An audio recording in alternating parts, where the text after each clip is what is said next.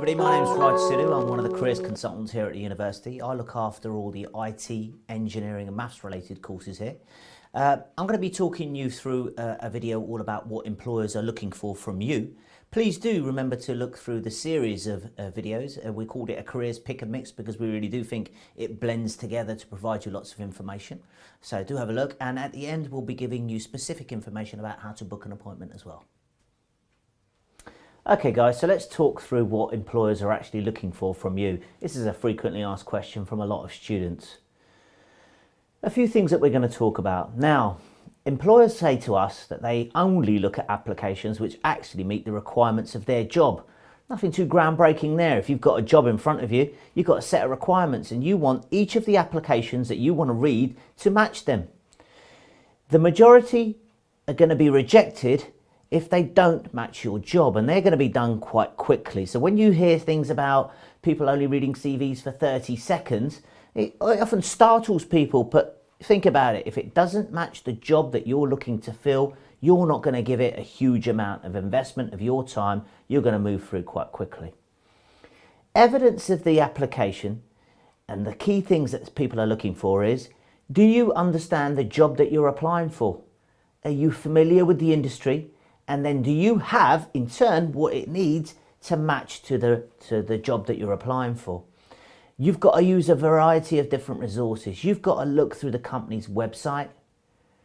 The company is looking for you to understand their job. Maybe the job description isn't brilliant, but do come to the Professional Development Centre. Do talk to your careers consultant, because even if the job advert's not brilliant, we can help you find other jobs and paint a picture of what the actual job's all about, demystify some of the little titles that maybe the job description's got, and give you an understanding of what the job really is about so that you can in turn sell yourself.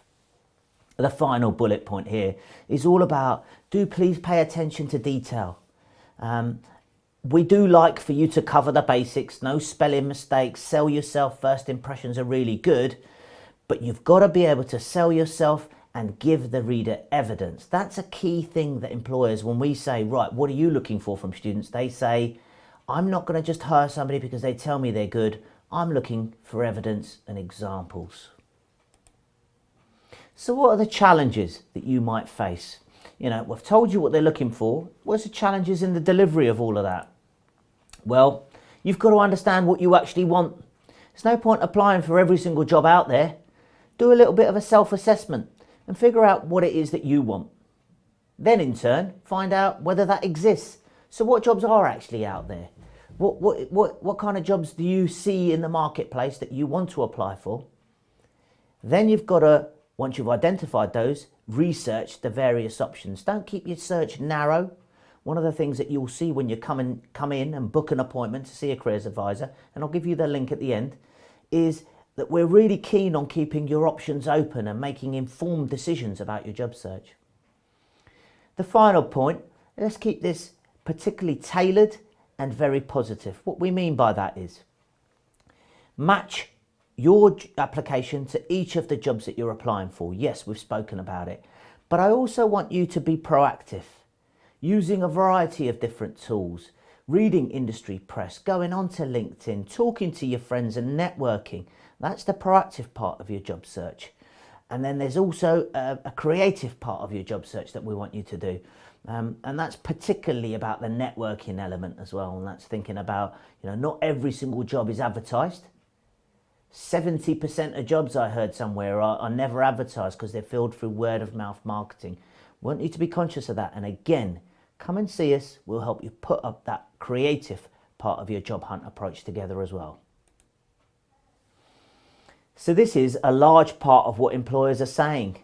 Do you understand our job? Only once you do, can we then start thinking about what we have that matches the job. Once you've added the job and what you feel you have to the job, this is what makes a CV. A CV, contrary to popular belief, is not a history of your life. That's not what employers are looking for. They want to know everything that you have that matches their job. So that in turn actually makes the CV a sales document where you're trying to sell yourself to the employer and not, as most of us do, try and put a history of our life together on a piece of paper. That's what employers want. Let's talk through some steps to success, almost in a wrap up here. I want you to make a real positive impact with key information on your CV and in all the application forms you put together. You know, the killer first impression has got to be there. If it doesn't match their job, they won't read it. So get the job description, hold it in a hand, get your CV or your application and think, is there a match? Would I want to interview somebody for this job with the application that I have? That's probably the best CV or application check you're ever going to get. And then, yeah, you got it, bring it to us. Let us help you critique it and we'll do that together and it will give you some key actions. Do you know your sector? Do you know the role? Be focused on it and get targeted. Think of what makes you unique. There's going to be quite a lot of people applying for these jobs. Let's not get into the negative part of how many people are applying.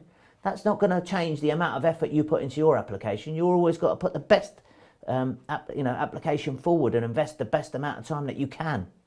But I want you to think of your unique selling points and what's going to help you stand out from the other applicants.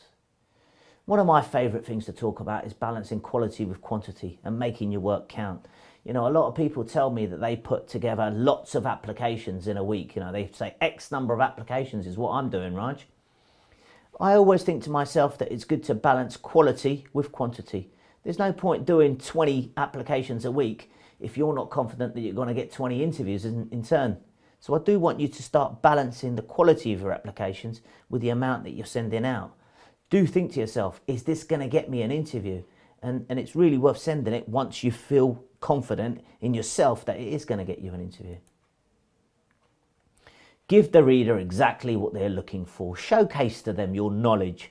Give them an appreciation that you understand their job and you understand their industry. And then sell back to them what you believe is important. There's a good chance that there'll be a match. You only get rewarded for evidence. And so I want you to start asking yourself, where have I impressed the reader? Is there evidence of everything I'm saying? Ask yourself, does my application offer real evidence? And if there is, where is it? Circle it, almost highlighting the CV each time in your check to see if it matches the job description. Because yeah, that's exactly what the employer is going to be doing.